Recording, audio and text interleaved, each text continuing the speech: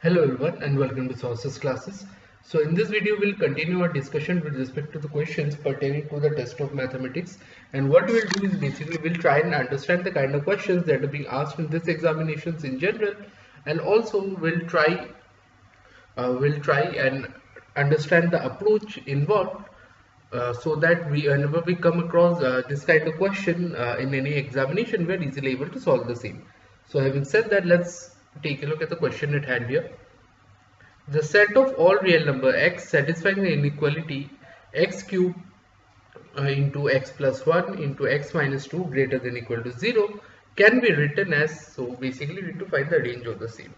Okay, so let's focus on here. So let's first write the equation, that is x cube x plus 1 minus 2 is equal to 0.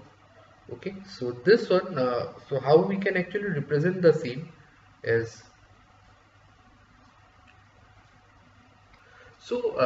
there's a proper way in which we can actually solve this kind of questions pertaining to inequalities.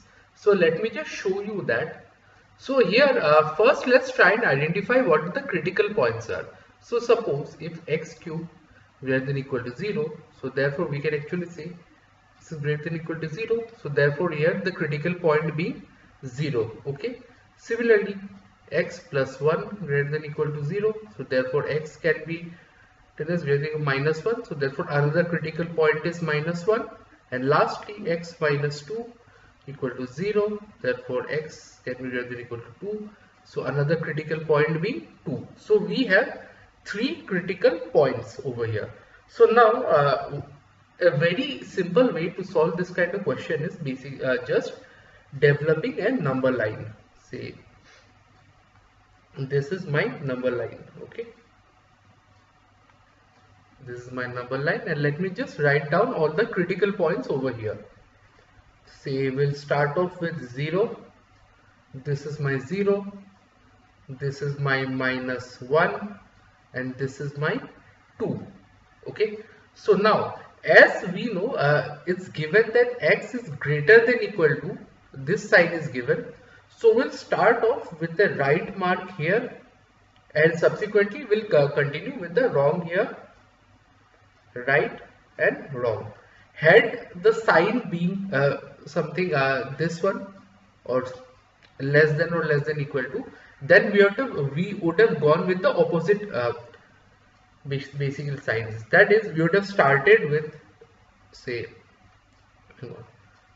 had this been the sign that is less than equal to, we would have started with a wrong, gone with a tick, wrong and tick. But since here the sign given is greater than equal to, so we'll go with the tick here, wrong, tick and wrong. So now if we take a look at this number line, we can easily make out that x lies in the region, x lies in this region because the tick actually indicates, and also x lies in this region. So if we basically were to find the range of x, so it would simply be minus 1 to 0 union 2 to positive infinity.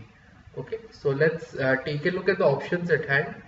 2 to infinity, yes, only the second part, but then again the initial part is missing, wrong. 0 to infinity, no. Negative 1 is also there, wrong. Minus 1 to infinity, this option can be tempting, but we see that in this range x is also not an element of 0 to 2, so this includes 0 to 2 as well. Okay, x is not an element here, x is not an element here, so wrong. So option D will be a correct answer. Okay, so I hope this is clear. It was a very simple question, and the approach of the same is also very simple. All we needed was a number line, and just we can use the right and wrong method this way. Just put the tick at the extreme right end, and then consecutively put a cross tick, subsequently we can find the region. So with that said, we have come to the end of the video. So if you have any kind of difficulty in understanding the same, I suggest you go through the entire video number of times so as to get a proper understanding of the same. Having said that, in case you like the video, make sure to like, share, subscribe to the channel so that we can keep coming up with relevant content such as this further down the line. And having said that, I'm signing out. Thank you so much.